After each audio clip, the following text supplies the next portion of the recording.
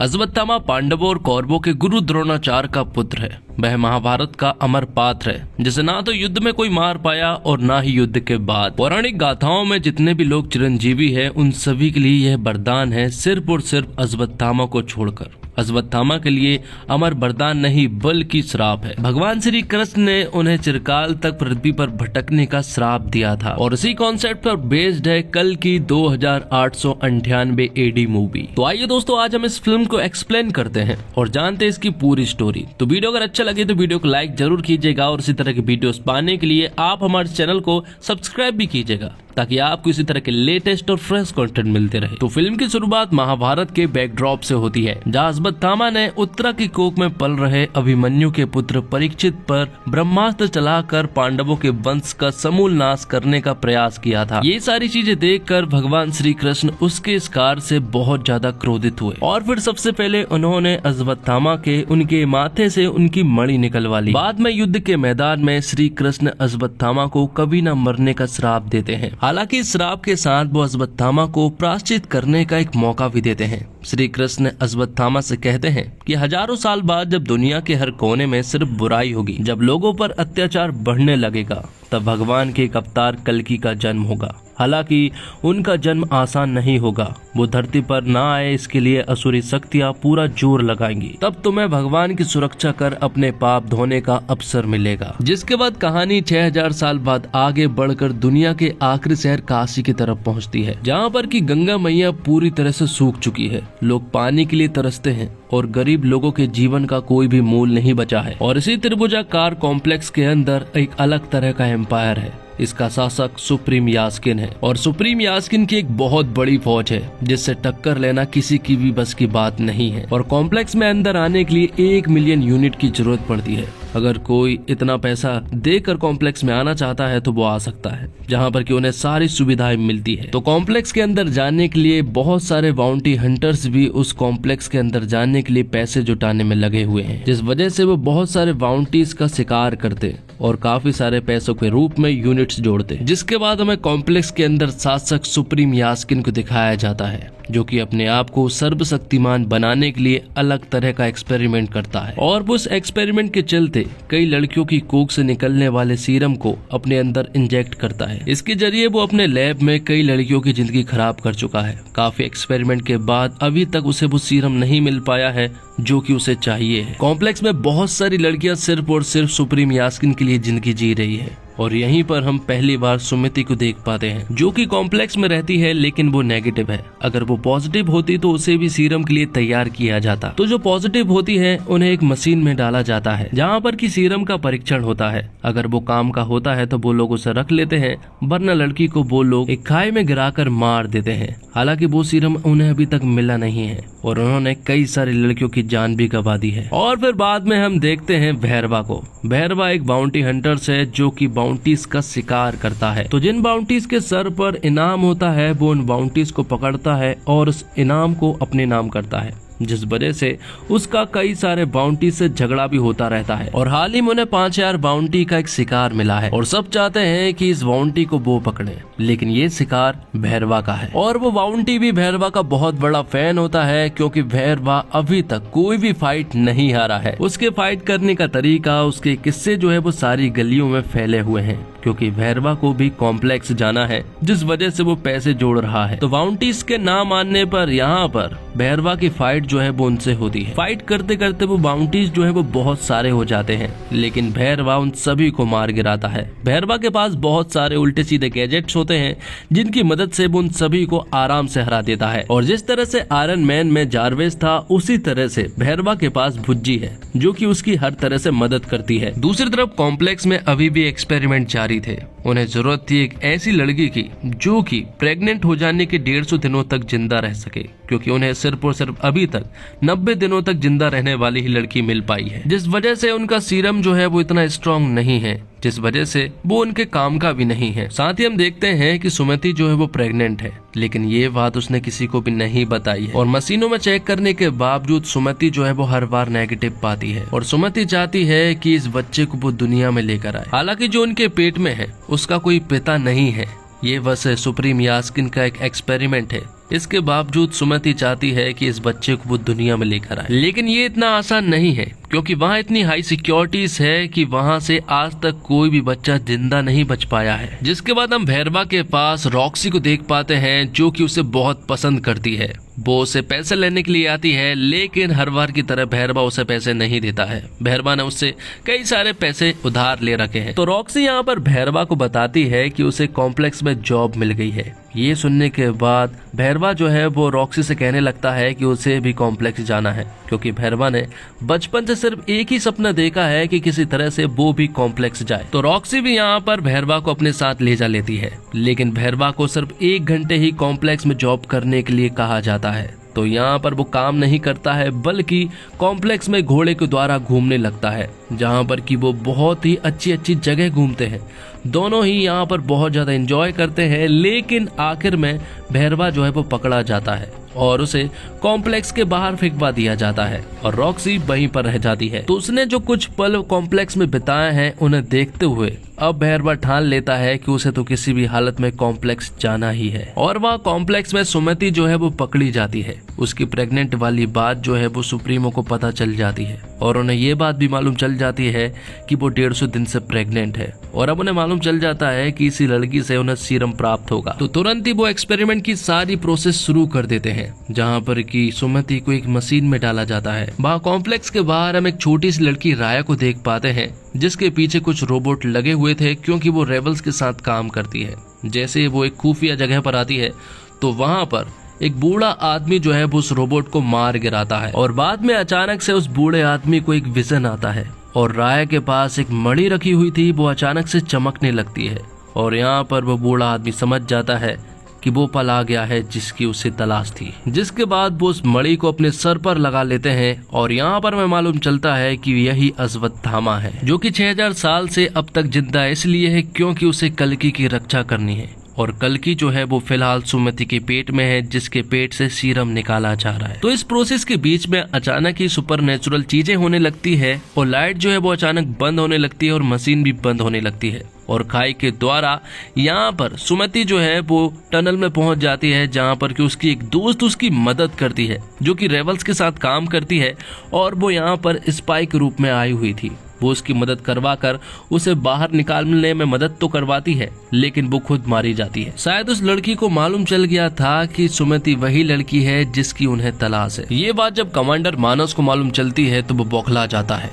क्योंकि उन्हें किसी भी हालत में वो लड़की चाहिए थी, जिस वजह से वो सभी जगह ऐलान करवा देता है और 1 मिलियन यूनिट का उसके ऊपर इनाम भी रखवा देता है, जिस वजह से सारे बाउंटी हंटर्स जो है वो अलर्ट हो जाते हैं और वो अब यहाँ पर सुमति को पकड़ने के लिए तैयार हो जाते हैं। तो वहीं बीरन नाम का आदमी जो है वो सुमति को लेकर संभाला जा रहा होता है। संभाला एक ऐसी जगह है जिसके बारे में किसी को भी कुछ नहीं मालूम है। दूसरी तरफ सारे बाउंटी हंटर्स को सुमति की लोकेशन मिल चुकी थी, जिस वजह से वो सभी लोग अब उसके पीछे आने लगे थे, जिसमें कि भैरवा भी शामिल था। तो जिस ट्रक से सुमति को ले जाया जा रहा है उस ट्रक में बीरन, कायरा और अज्जू है और यही लोग सुमति की रक्षा बाउंटी हंटर्स से करेंगे। और यहीं पर कायरा जो है वो सुमति का नाम SUM-80 से हटाकर सुमति रखती है, जिसके बाद यहाँ पर काफी सारे बाउंटी हंटर्स आ जाते हैं, जिनसे कायरा और अज्जू और बीरन जो है वो लड़ने लगते हैं। लेकिन इस फाइट के चलते आखिर में कायरा जो है वो मारी जाती है, जिसके बाद सुमति की लोकेशन कॉम्प्लेक्स वालों को भी मालूम चल जाती है और वो एक बहुत बड़ी फौज जो है वो सुमति के पीछे भेज देते हैं और वो लोग उन्हें पकड़ने में कामयाब भी हो जाते हैं। लेकिन तभी यहाँ पर एंट्री होती है अश्वत्थामा की। वो यहाँ पर आते हैं और कमांडर मानस के सारे नकाबपोश आदमियों को चुन चुन कर मारने लगते हैं। अश्वत्थामा यहाँ पर 8 फुट के होते हैं और उन सभी को बुरी तरह से मार रहे थे। तभी यहाँ पर एंट्री होती है भैरवा की।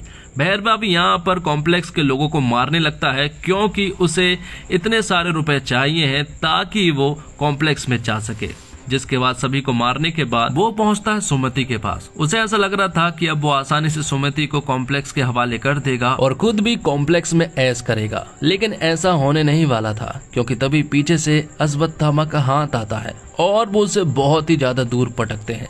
जिसके बाद भैरवा और अश्वत्थामा के बीच में जोरदार फाइट होती है, लेकिन अश्वत्थामा हर बार भैरवा के ऊपर भारी पड़ रहे थे। अश्वत्थामा उन्हें इतनी जोर जोर से पटकते हैं कि भैरवा के पास कोई जवाब ही नहीं था भैरवा के पास जरूर कुछ न कुछ गैजेट से जिनकी मदद से वो यहाँ पर अश्वत्थामा को कंफ्यूज कर रहा था, लेकिन उन सभी का उत्तर अश्वत्थामा के पास था, जिस वजह से ये फाइट जो है वो अश्वत्थामा ही जीतते हैं। और फिर यहाँ पर अश्वत्थामा वीरेन के सहित संबाला पहुंच जाते हैं। ये एक ऐसी जगह है जहाँ पर कि लोगों को पहले से ही मालूम है कि माँ का जन्म 6000 सालों के बाद होगा, और 6000 साल हो चुके हैं और उन्हें मालूम है कि सुमति के अंदर कल्कि है और वो भगवान के अवतार के रूप में है। यहाँ पर कई सारे लोग ऐसे भी थे जो कि उनकी बातों पर विश्वास नहीं कर रहे थे, लेकिन तभी अचानक से यहाँ पर बारिश होने लगती है, क्योंकि संबाला में लास्ट बार बारिश कब हुई थी किसी को भी नहीं मालूम है, जिस वजह से अब सभी लोग उनकी बातों पर विश्वास करने लगते हैं। अब संबाला में सुमति को सभी लोग माँ की तरह पूजने लगते हैं,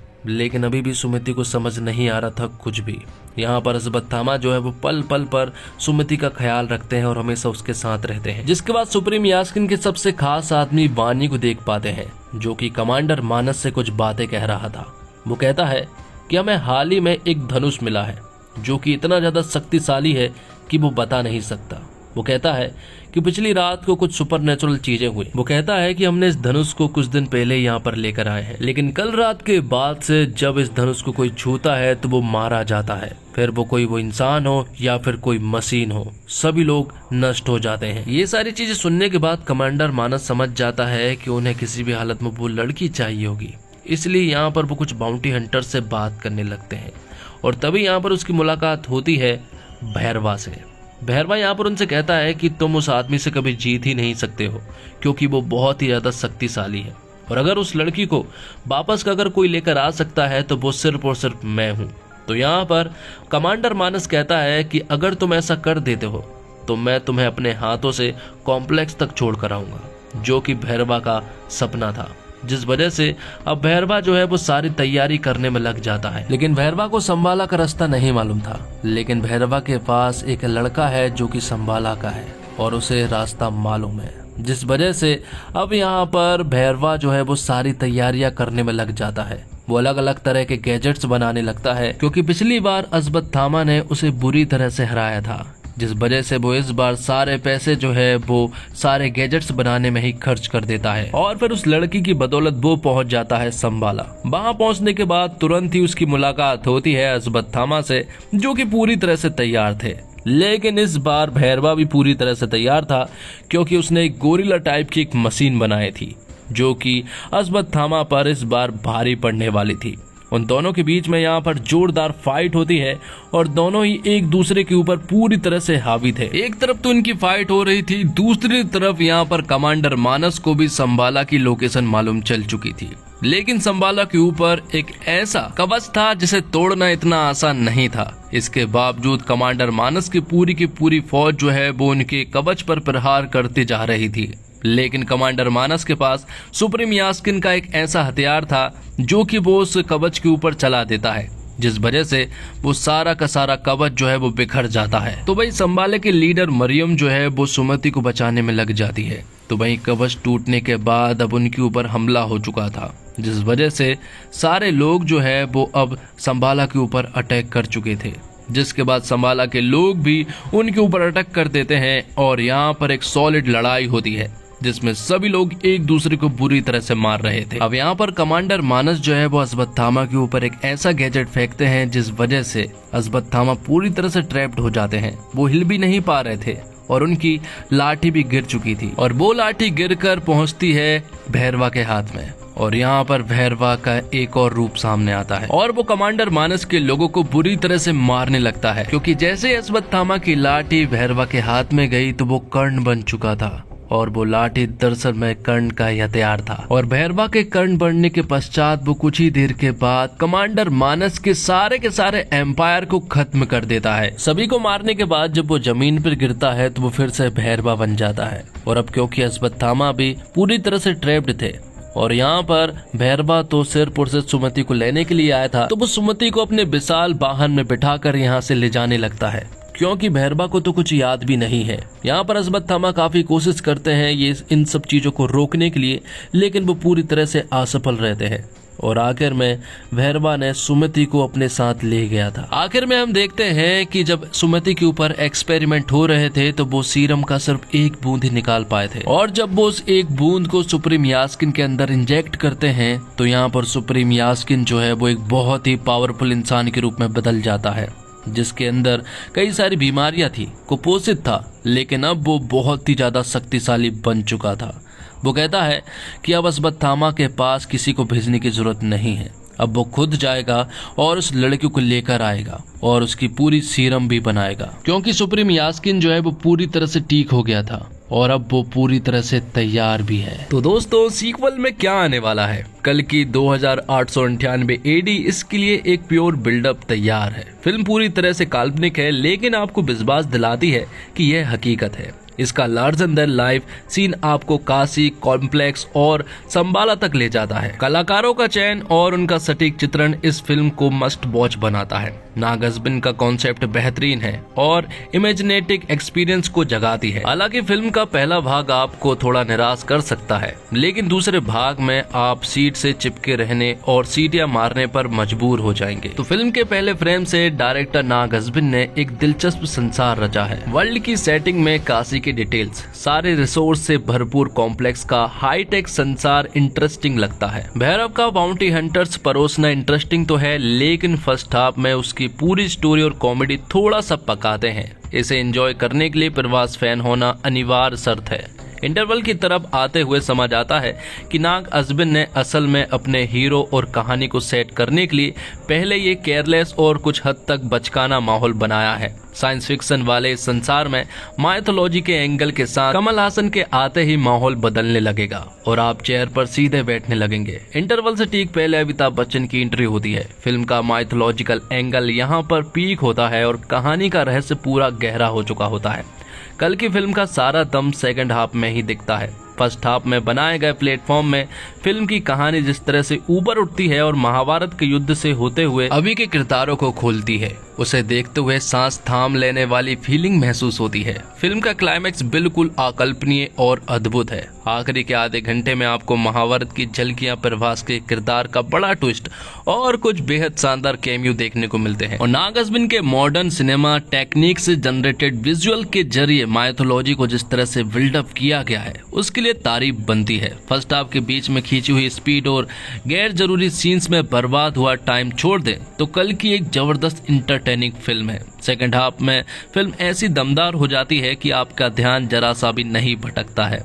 कल की फिल्म में विजुअल तो बहुत ही इम्प्रेसिव है, लेकिन वीएफएक्स में अभी भी सुधार की थोड़ी सी गुंजाइश नजर आती है, खासकर उन हिस्सों में जहां किरदार हवा में उड़ते दिखते हैं, वहां पर थोड़ा सा लैग फील होता है। और अमिताभ बच्चन का रोल, उनके किरदार की राइटिंग और उनका खुद का शानदार काम देखकर आपको 70s और 80s की वो झलक मिलेगी जब अमिताभ बच्चन बड़े पर्दे पर राज करते थे। वैसे कल की को अगर एक्टर्स के हिसाब से देखें तो वो अमिताभ बच्चन की फिल्म ज्यादा है और प्रभास की कम।